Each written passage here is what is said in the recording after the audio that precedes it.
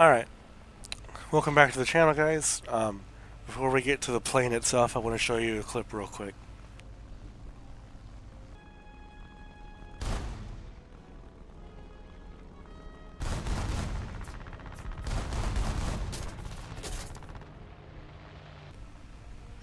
And I want you to tell me what I did wrong. Now, if you said I full committed head on with a B-25, you'd only be half right. That is the main problem that we can obviously see, that anybody can see. But the actual problem was I was too fixated on the B-25. My sole goal was to kill this B-25 to the point that it left no room for me to adapt to the situation. To the point of where as soon as I saw this 50 cals coming at my face, all I could do was freeze. And that's what got me killed. Now, I don't mean tunnel visioning where I'm solely focusing on him when there's other more important threats I need to worry about. Because as you can see in the clip, he's the only one around. I've tried like 10 times to make an analogy that would best describe what I'm trying to say. But I'm just going to play this clip that I found a few years ago that describes it a whole lot better. I'll make sure to put his channel in the description too, so I'm not like just stealing his stuff and claiming it's me. That's kind of a dick move. But I hope you take it in and understand what he's saying.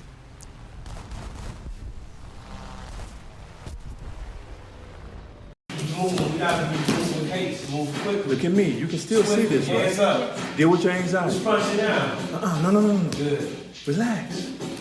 Nothing has happened yet, son. Whichever Breathe. leg he got back, If you respond on a what if, you will get in trouble. You got it, just like that. That's You how have you to want wait be, some time right? before you Y'all make that get that. decision. Y'all If you move too soon, move now, move just like you did, I'll abort. It just hit you in your head. Stand back up. Move when you think you should move on this weapon. Do you understand? All right, let's go. Good. Shine. Set up. Shallows. Good. All right, let's step it up. Back up, quick. There you go. Back up. Yes. Big difference. You got it? Yes, sir. It's not this. It's me. I'm the problem. Knees together. Knees together. Keep your eyes focused on the problem, not the distraction. Now,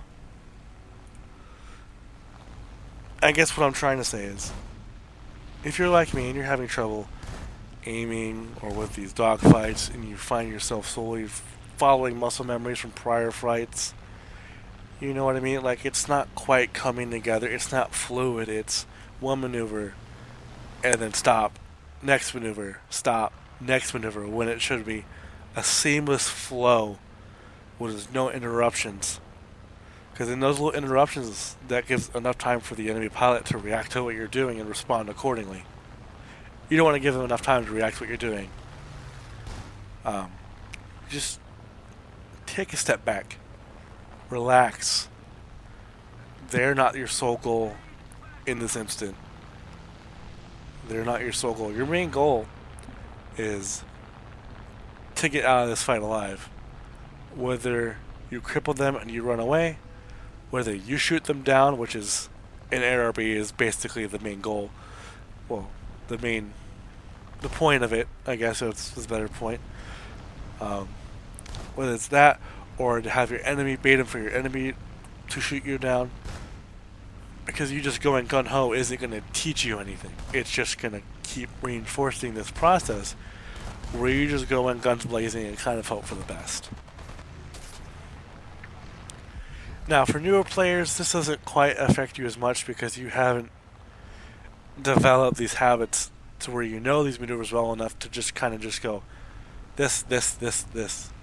You're still kind of figuring out the nuances, and honestly, the older players, it's easier for them to fall in that habit because it's easier.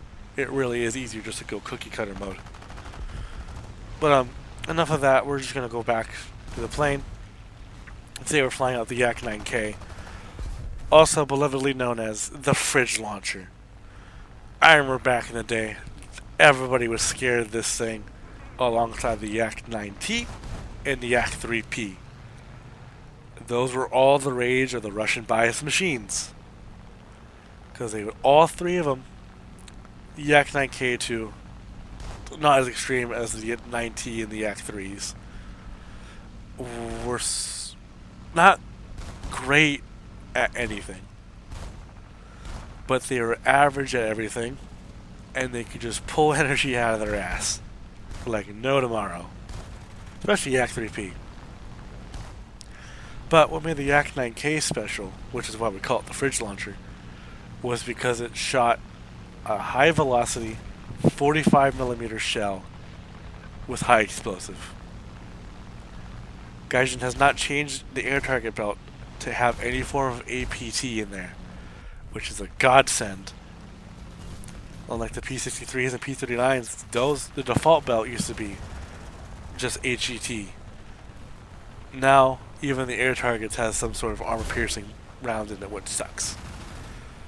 But this plane, it climbs okay. It accelerates okay from like 0 to 300. It's okay. Then it kind of gets below plateaus from 300 to 400, but 400 and up, it's a little better. It maneuvers quite well. It is not a Spitfire. It's more along the lines of between 109F4 and a 109G2. In that sort of category, pretty good roll rate, amazing rudder authority. You could snap roll with an almost immense, quite precision of what's his name, Hawkeye. Almost with that precision, mind you. You won't see me doing too many successful snap rolls here because I've only flew the plane for 2 hours. That's kind of all the footage I get. It also comes with the notorious Russian 50 cals, which for some reason are 1,000 times more effective than the 6 American 50 cals. And it's like, why? Why is this the case? To be honest, I don't know. But Russian bias is all we're going to call it. We're going to call it Russian bias because I don't know why this 50 cal works so much better. Russian bias. For those of you who remember Russian bias, those were fun times. But hopefully throughout this video you saw that me trying to put the lesson I was trying to teach you earlier in the video into practice, and saw how I was able to improve my accuracy, how I was able to improve basically my situation awareness, and how I was positioning myself in these fights. And I hope you guys can take that home with you. Well, I'll see you in the skies. Until next time. Bye-bye.